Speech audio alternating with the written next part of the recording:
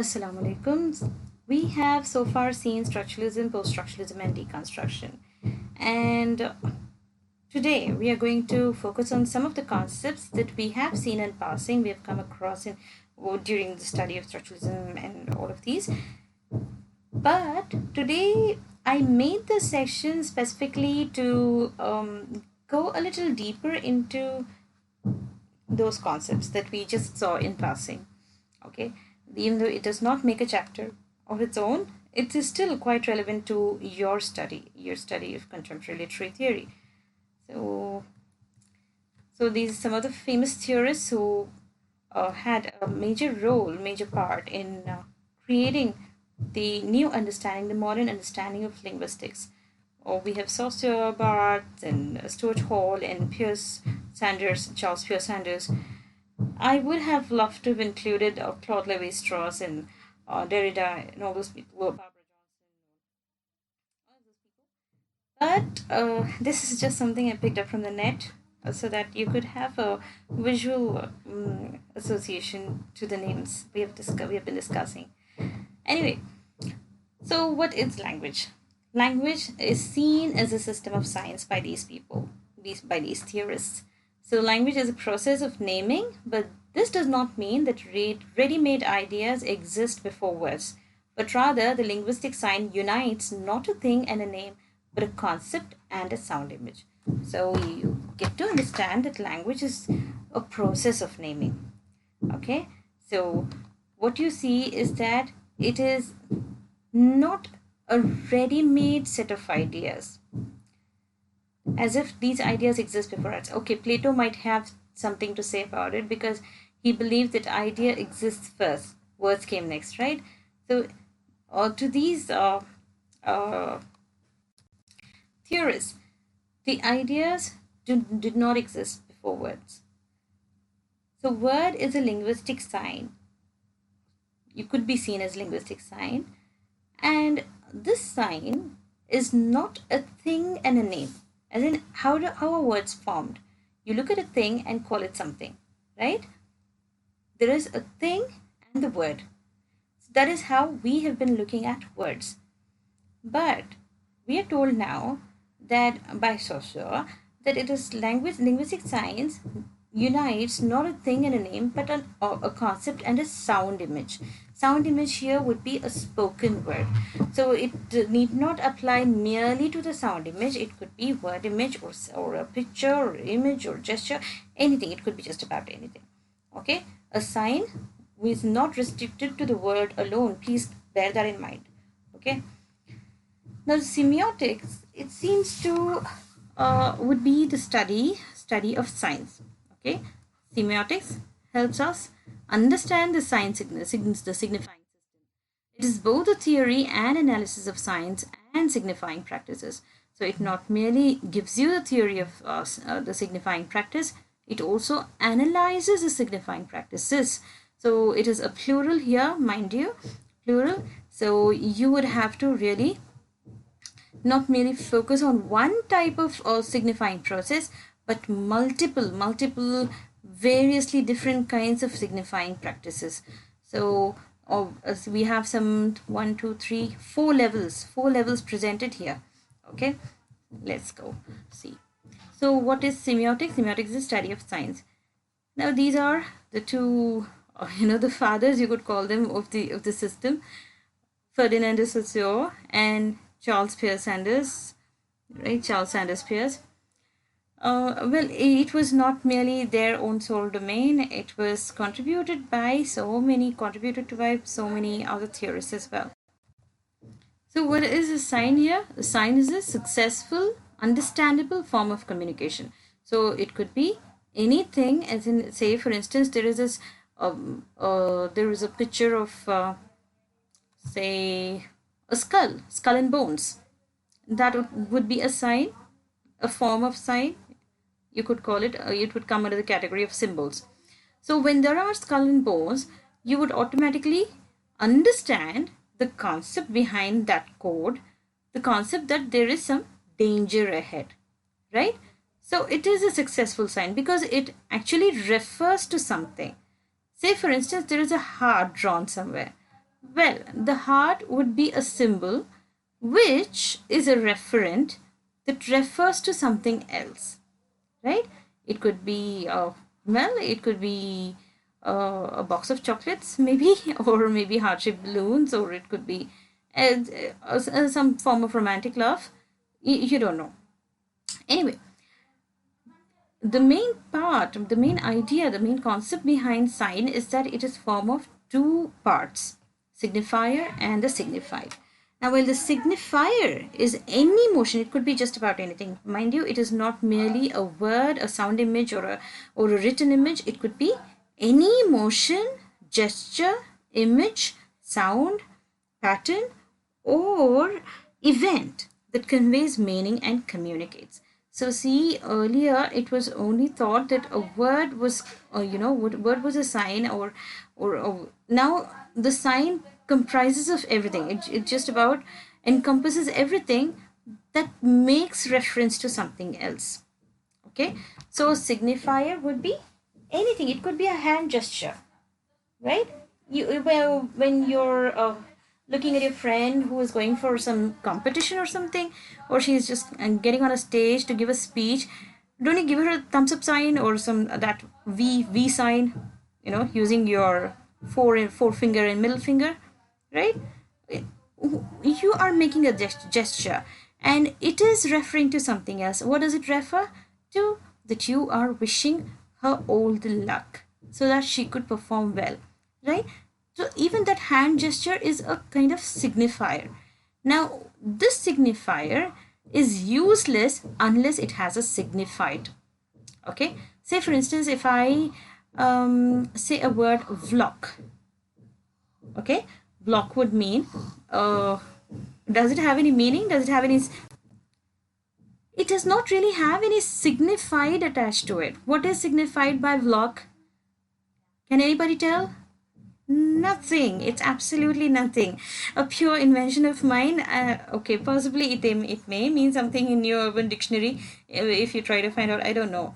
But see, unless the signifier has something to refer to, it cannot stand on its own. The sign could not be formed.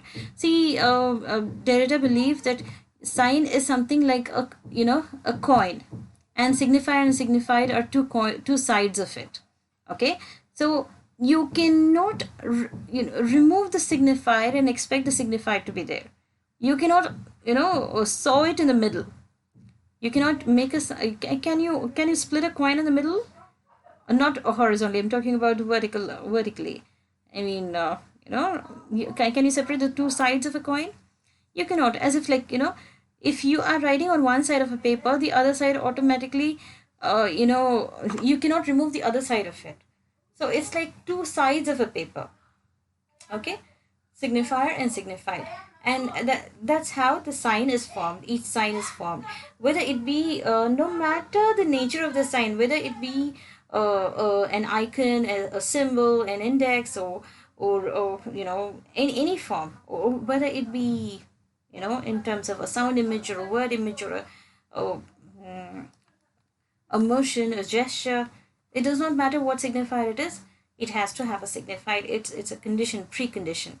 Okay, prerequisite condition. Anyway, so for instance, the signifier rose. Okay, imagine a speech sound rose, R-O-S-E. Now it has to have a signified, right?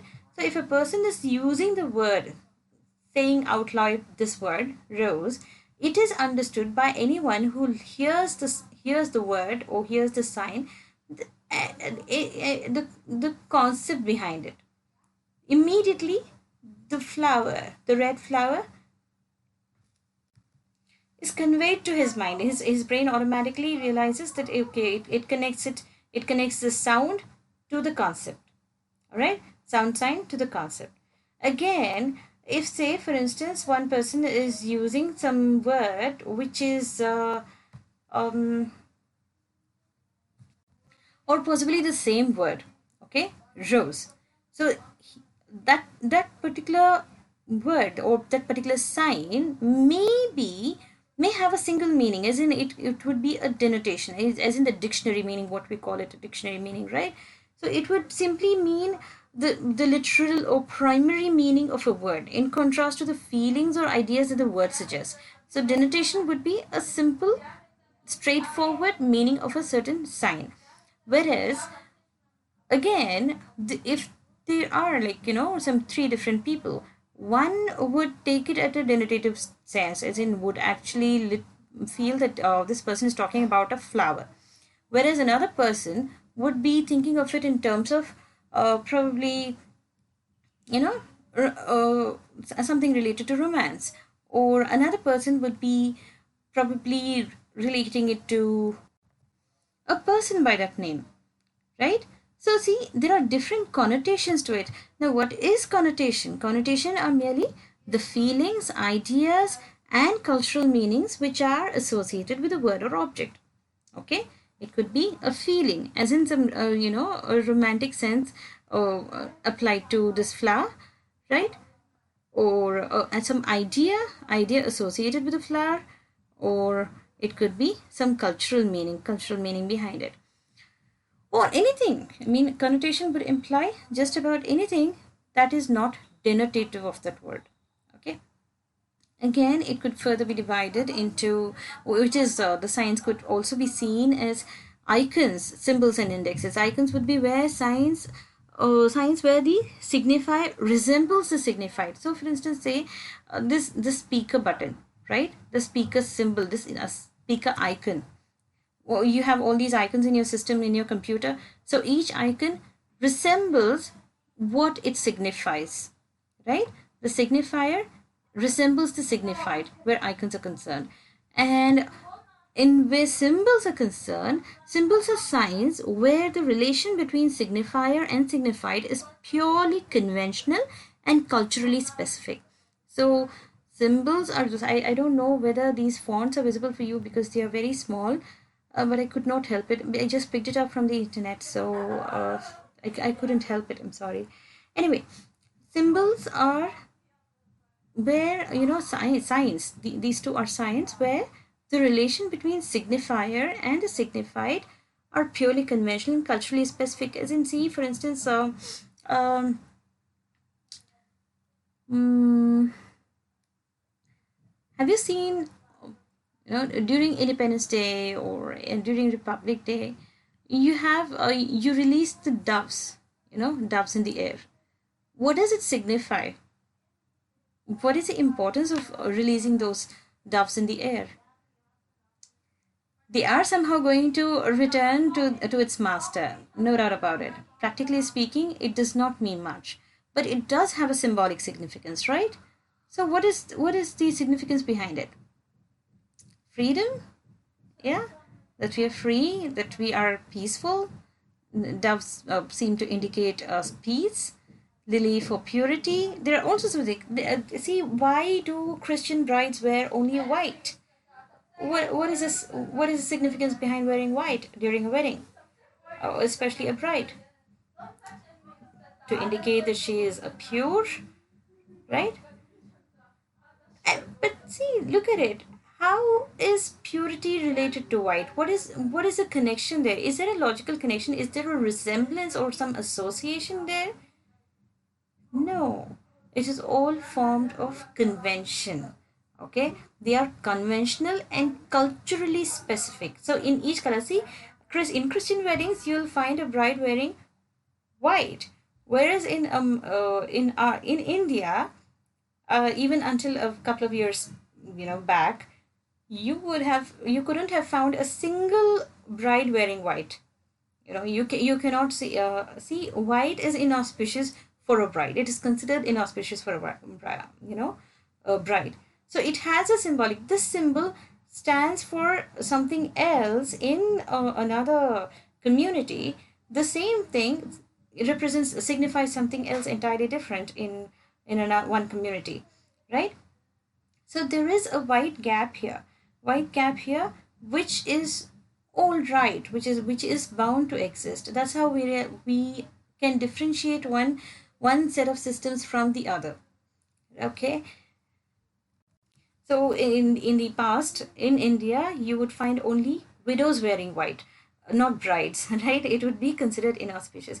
Again, all those symbols you see, they have nothing in common with, or no association, no logical association, or no logical resemblance to, what they denote, okay, what they represent. Now, indexes are those signifiers that are formed, those signs, okay, those signs that are formed because where the signifier is caused by the signified. So indexes are signs where the signifier is caused by the signified, as in, like, see, for instance, you are out on the terrace, up on the terrace, and you see probably smoke coming from somewhere, and immediately your brain tells you that there has been some fire somewhere, someone has lit a fire somewhere, right? So this fire is, sorry, this smoke is the index of the fire. Okay. Now this, the smoke would be the signifier. The smoke would be the signifier, while the fire itself would be the thing that is signified. Okay. So as in, like, this is a sign. So these two, the fire and smoke, are part of a sign, of one sign. Okay. I hope it is all very clear, because if you are already familiar with it, no doubt, no problem. But if you still have any confusions, please feel free to ask. Okay. So we'll move on. Again, there is a division between symptom and paradigm. So a symptom will be a single word or element of design that, when uh, altered, can change the overall meaning, right? See, for instance, and okay, again, we'll see paradigm as well here. Now, paradigm is a group of related ideas, okay? A group or related ideas that are interchangeable in a sentence or design, yet they still have the same collective meaning. So a symptom would be where, see, if you change one word, the whole, the whole meaning of the sentence would change.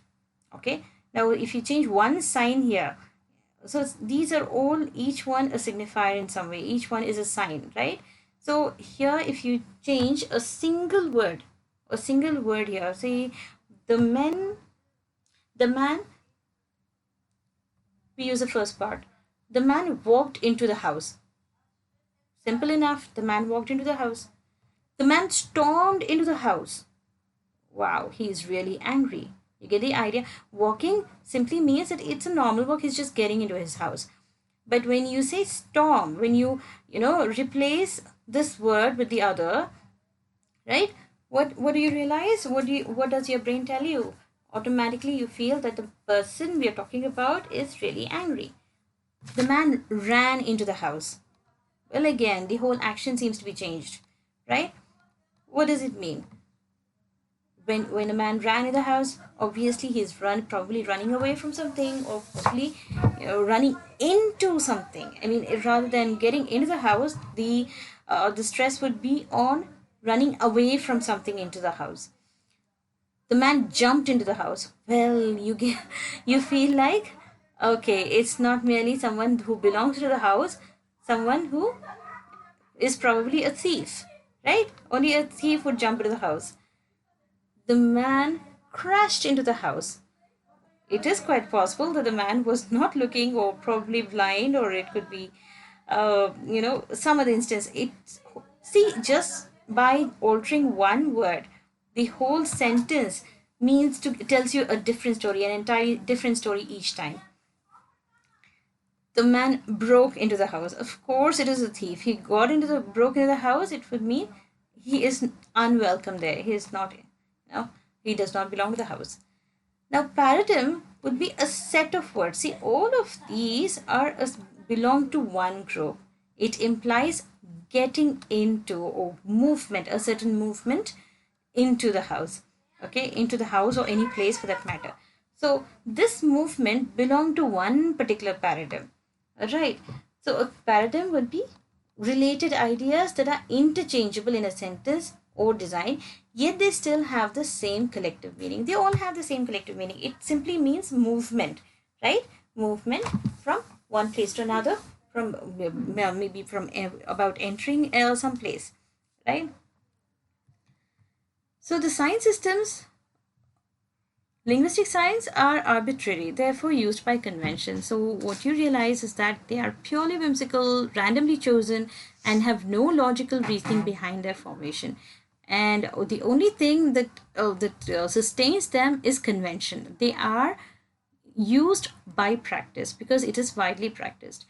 Now, Lang and Perrault, as we have already seen, Lang is the collective language, okay, as in the shared system of language in a society, whereas parole would be the individual speech.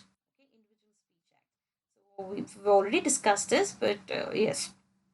So you have a fair idea what language is. Say, for instance, there is this, you belong to one particular group or society or community which speaks a certain language. So all of you would be, I mean, it's the language itself has its own set of syntax and semantics and its grammatical functions, all of it, right? So each one of you should be familiar with the lang of it, with the lang. And but when you are using it individually, you're not using it completely. You have your own utterance, your own way of speaking, your own way of using that lang. So that would be, parole. See, if, to make it simple to apply it to literature, when you apply it to literature, it's all the more easier. It's like, you have this, the lang could be applied to the novel, the genre of novel, whereas a parole would be a particular novel, right? One particular novel. So the genre novel comprises of so many things, so many different things, so many, it's huge, it's vast. Whereas one novel could take up only a few aspects from the entire system and be used by one single person, right? So language is a system of differences. We've already seen how Saussure believed that language is made of differences. You understand one sign only when you see the difference between that sign and another sign, right? So that's how binary oppositions are formed. That's how various paradigmatic chains are formed, right? So it's basically the system is dependent on differences. We'll keep coming back to differences again and again. So please do bear that in mind. So what does semiotics do? Semiotics helps us to see that we collectively construct reality. So reality is constructed by us every single day, every single time we talk, we speak, we create language. We are, collectively constructing reality. And semiotics helps us understand that an event's meaning, example, an accident or or a sport event, is not something that the media simply collects and distributes to the audience. See, this is from a media point of view. Any media, for instance, say for instance, the issue about the Tablighi Jamaat, whatever happened, what we see is that when when language is being used by media persons, they are not simply collecting reality and transferring it to us. They're not merely collecting data and transferring the knowledge or the information to us. They are reconstructing, they are recreating, they are, putting so much into it, or with the words. So it seems that, see that they are creating reality, okay? They are creating something that is not real and making us believe that it is real, right? Anyway, see that we create meaning within sets of codes and conventions. What we are doing is we are creating meanings within codes and conventions unconsciously. We are ascribing, I mean, we may be as unconventional as we want, but when it comes to creating meaning, we have to depend on conventions, we have to depend on practice, and we become aware of these codes and conventions. See, this is what is most important, the function of semiotics. Semiotics helps us understand that, it is not merely word and reality, it is codes and concepts, okay? And how those codes and concepts come together under conventions. Anyway, so basically, roughly divided, semiotics could be divided into three branches: semantics, syntactics, and pragmatics. Semantics, as you all know, is a relation between signs and the things to which they refer. They are denotada. As in, they are simply meaning forming. They are simply related with how meanings are formed. Now, syntactics is a little different in the sense that it relates to the formal structures. Okay, formal structures between signs. As in, like if you are taking up one sign, semantics would deal with what it refers to, what it relates to, what it denotes. Whereas syntax would deal with syntactics would deal with how the other signs come together to create meaning. Right? How certain how certain other signs in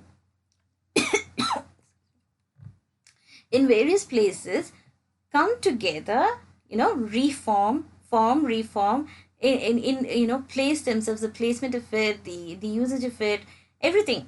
Okay, syntax would relate with the formal structures, whereas pragmatics, now this is more fun. Now pragmatics deals with the relation between signs and their effects on those people who use them, as in this is purely individual. Okay, whereas pragmatics is more relational as in like it deals with the effect. Okay, the effect of the signs, how no matter what the semantics or what the syntactic is at the individual level, once the word is out, once the sign is out, how does it affect others? See, there is this constant every time you pick up a phone to call someone, sometimes it would be just because you want to catch up with someone, or sometimes it's a real emergency as in like you've lost something and you're looking for it and you want to you call up someone to ask where you've placed them. Even during those times, it is for the past 4 5 months you have been getting this lengthy diatribe and how coronavirus is affecting everyone, how the nation is coping with the virus, and how you need to take certain precautions, that you need to keep the distance, maintain the distance, wear your face mask, you need to, I mean, the list goes on and on and on, it's endless. And what is the effect of that diatribe on people? Just imagine. Okay, how it affects people, how the word seems to, I mean, how the sign seems to affect people. It's a sign, right? It's a sign. How does it affect the person who is listening to it? Each person who is in a different mindset, different we all have are under different kinds of pressures, right? So it affects differently. So pragmatics basically deals with it. See, you also need to know, or probably you possibly remember, how rhetorics and oratory was one of the major subjects learned earlier, right, during Aristotle's time, and even up until the 18th century. Rhetorics was a major study necessary for all lawyers, all anyone in public office, all clerics to, I mean, clerics as in the one who would join church, all of them to learn or study the subject of rhetorics. It was compulsory for them, right? Um, so, see, pragmatics was a necessary part of rhetorics. All right. So it helps determine what kind of language to choose when you're addressing. See, a lawyer would have an entirely different way or use of language or way of speaking than probably a pastor in a church, right? So this is simply how all three come together: syntactics, semantics, pragmatics, just a visual representation of what semiotics is composed of. Semiotics deals all with all of this: syntactics, pragmatics, and semantics. Then just to give a hint, because I told you in semiotics works in so many different ways, right? That it could be any motion, gesture, all of it, right? So I've added this so that you understand it at a gesture level as well. So the semiotics of gestures would include what is the gesture, that would be the semantics, because I'm bringing in together semiotics, gesture, and all three branches, you know, how the three branches apply to word, because like word is something that we are so accustomed to, we cannot think out of it. So looking at word as a sign, we are using gesture as a sign to understand the implications of the three branches of study of semiotics. I hope I am clear enough. um, so how does it how do these three branches of study affect the sign, I mean the signifier gestures. Okay, gesture is a signifier that relates to some, that refers to some signified, right? So semiotics of gestures, what is the gesture? So that's what semantics deals with. What is the gesture about? What does it mean? What other gestures are used? Syntactics would deal with what other necessary gestures are used. See, for instance, you are holding your thumbs up for your friend who is going up on stage to deliver a lecture, or like, to participate in a competition. So this is one gesture. That is, holding up of a thumb would be one gesture that would indicate that you're wishing her luck. Whereas when she is up on the stage, of course, you would also have to have the accompanying gesture of where you are smiling, where you're encouraging with your face, right? The accompanied gesture, all right? And that would further be accompanied by clapping, by applause. At the end of her presentation, you would possibly, you, if it's a very rowdy crowd, you would even hoot and whistle. That's another thing. But basically, in a dignified place, you would actually applaud for her. So all these three would go hand in hand. See, you cannot frown while you are, holding up your thumbs up, right? Or frown, or yeah, frown if it's like, it's a focused concentration frown, that's one thing. But you cannot have an angry face and show your thumbs up. Or maybe you can have an angry face if you're angry at the competitor and you want to encourage your friend not to be um, intimidated by that the opposing team. But see, generally, this is what semiotics does, syntactics does. Syntactics observes what else could go along with it, how it would go along with the gesture. Again, what does it mean? So pragmatics would deal with how it affects the person whom you are sending the sign to. Okay, the, the signifier, you know, the gesture. What does it mean to the person whom you're addressing the sign to, the signifier to? So pragmatics would deal with that part. So how does your friend receive your gesture? She would be boosted. She would be, well, she would in turn, like, be emboldened. Yeah.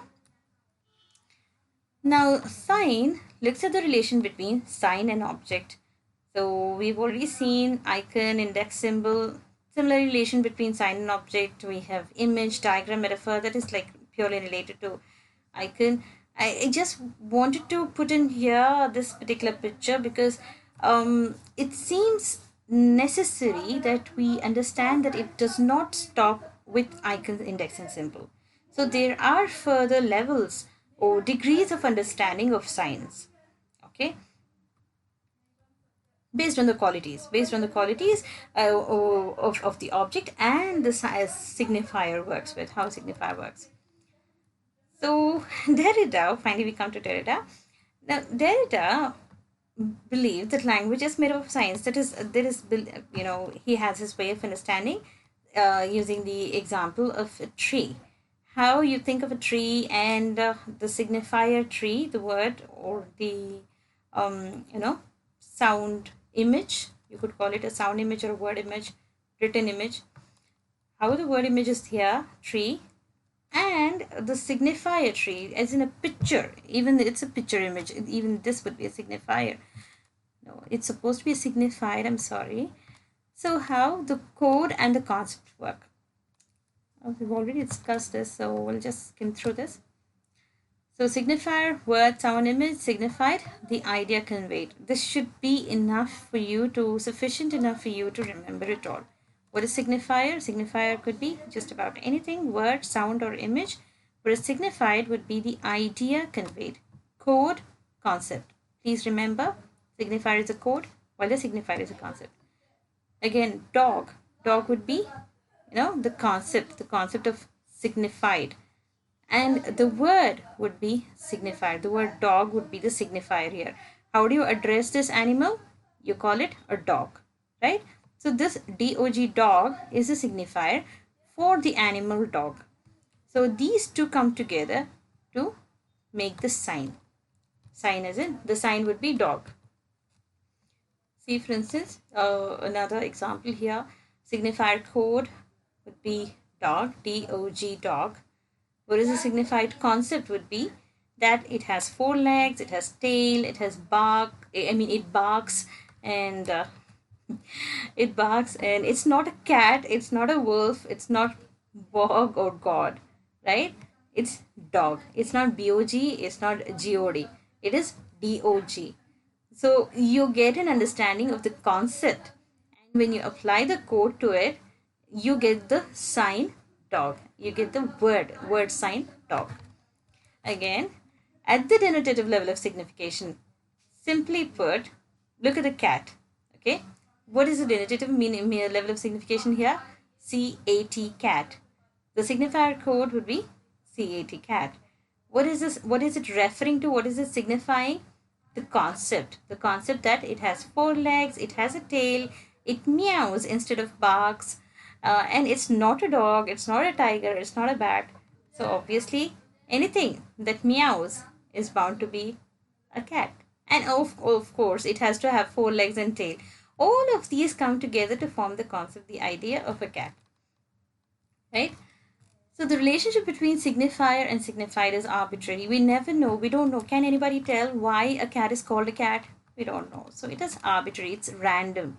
There is no necessary relationship between DOG and this animal. Okay? There is no necessary. See, I did not create any of it. All these slides were borrowed. Okay? So thanks to those people who lent me this. Signified and signifier are inseparable. You have to understand both signified and the signifier are inseparable. They both belong to one particular sign. Language means negatively, that is in terms of what it is not. So see here, what is cat? Cat is not a dog. Cat is not a tiger. It does not bat. It does not bark.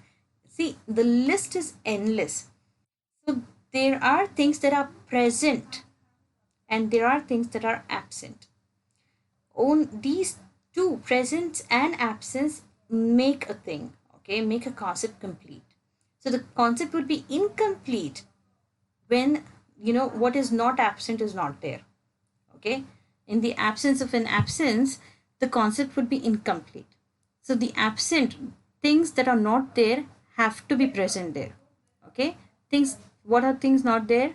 It's not a dog, it's not a tiger, it's not a bat, it does not bark, it does not have six legs, it does not, it cannot stand on 2 feet, walk on 2 feet, or, well, it's not human.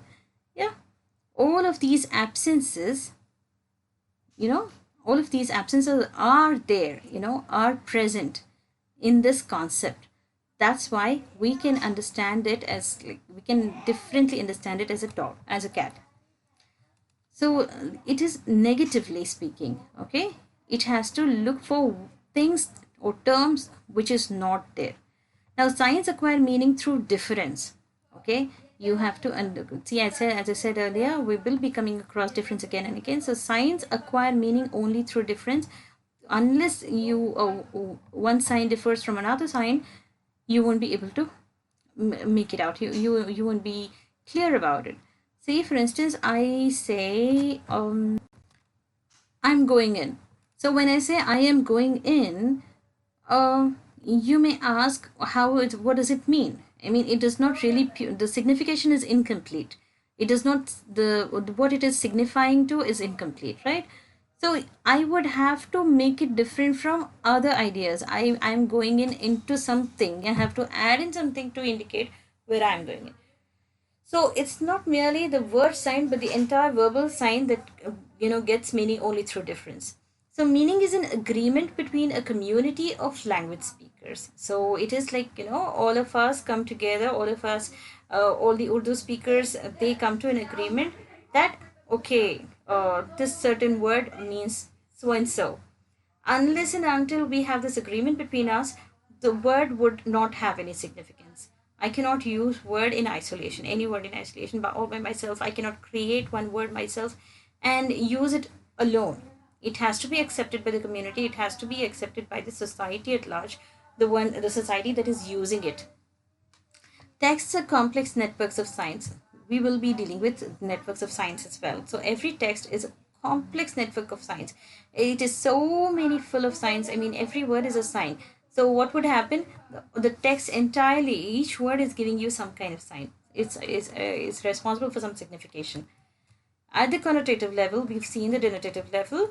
At the connotative level, what you see is, you know, the dog. Denotation would be it has four legs, it has tail, it barks, it's not a cat, it's the not a wolf, it's not bog. Yeah. At the connotative level, you have so many connotations to attach to the word dog: protective, faithful, trusting, aggressive, helpful, brave, masculine. Yeah, he's a dog. You know, used in that stance, it means that the person is really, really masculine, and he's really strong, he's really, capable of uh, doing something aggressive. Yeah. Okay. So there are different connotations to it. I believe it's fairly simple to understand. So we've already seen this. So codes and concepts. So we were speaking of how sign is composed of code and concept, right? So codes that represent all sorts of things permeate everything we do. We need to understand that when we speak of codes, codes is not do not live in isolation. They get into everything. The performance of music requires complex notation. Our economic life rests upon the exchange of labor and goods for symbols, such as cash, checks, stock, and certificates. Social life depends on the meaningful gestures and signals of body language and revolves around the exchange of small symbolic favors like drinks, parties, and dinners. See, Derrida had a lot to say about gifting and all of those things. But see, codes basically, no matter what kind of codes we're talking about, we're not merely speaking of, please keep this in mind, we're not merely speaking of words alone, words as signs, we are speaking of codes in general, any code for that matter, whether it be symbols, index, or icons, whether it be, see, cash, money. What does money have to do with economy? Why is currency a symbol of finance, of funds? We don't know. Checks, stocks, what do they signify? See, all of these symbols, they permeate every single part of our life. We cannot exist without them. So, there are two important theorists who formed the framework of structuralism: Charles Sanders Peirce and Ferdinand de Saussure. Peirce gave structuralism three important ideas for analyzing the sign systems that permeate and define our experiences. So, we saw these three systems: iconic signs, indexes, and symbols. Iconic signs in which the signifier resembles the thing signified, such as the stick figures on washroom doors that signify men and women. So when you go to a public restroom, you see the placard attached to the door, right? Stuck to the door that tells you that warns you against entering, a restroom and that's of the the opposite gender, right? You don't want to get into a male restroom. No, indexes in which the signifier is a reliable indicator of the presence of the signified, like fire and smoke. So when there is fire, there's bound to be smoke, and this smoke would be a reliable indicator of the signified. The signified here is this fire, right? So well, obviously, if there is, say, for instance, there is a lot of dirt stuck on your clothes and it's raining outside, obviously, it's an indicator of that, it's an index of how you must have, slipped on the puddle, possibly. So there are symbols, true symbols, in which the signifier's relation to the thing signified is completely arbitrary, no connection at all, just random choice of words. And conventional, just as the sound cat or the written word cat are conventional signs for the animal cat, right? So the written word and the sound cat, they don't have any relation to the actual animal cat, right? Just like that, any symbol, true symbols, all symbols are arbitrary and conventional. And Northrop Frye, however, takes a different approach to structuralism by exploring ways in which genres of Western literature fall into his four method. So he divided or used the signification system to and applied it to literature. Okay, how the Western literature fell into four mythoi. Okay, The theory of modes of historical criticism, theory of symbols or ethical criticism, theory of myths or archetypal criticism, theory of genres or rhetorical criticism. So he applied it to the criticism of, the genres of Western literature. So historical criticism would apply to tragic, comic, and thematic, or the theory of symbols to literal, descriptive, formal, mythical, and anagogic. Theory of myths or archetypal criticism to comedy, romance, tragedy, irony, satire. And theory of genres to rhetorical criticism, epos, prose, drama, lyric. I mean, it would take much longer, far longer time to explain it all, but I believe we've already done this at some point, so it should be fine. The metaphysics of presence. So, what is metaphysics of presence? See, we already spoke of how a cat is a cat, not because it is not a dog. Not being a dog is necessary for understanding cat, right? So the absence, so the presence of absence is necessary. Now this presence is spoken about at length from Aristotle, from the classical Greek writings. We see plenty of you know um, discussion on the metaphysics of presence. Basically, the concept appeared mainly because they privilege speech over writing. And why is speech is privileged over writing? Is because with speech, the speaker is there to authenticate whatever is being said, whatever is being told by the speaker. That's why speech is given privilege over writing, wherein the writer writes and someone else reads in the absence of the writer. So the very immediacy that comes with speech, with the spoken word, is given privilege over something that does not have a presence. I mean, writing does not have a presence, right? The presence is there, the writer is there, but he is far removed. He is not there to corroborate with the understanding of the giver, of the receiver of his writing. I think we are running out of time. We'll continue with it. Yeah, it goes on. So we'll continue it in our next video. So far, thank you. Stay safe, be happy. Assalamu alaikum.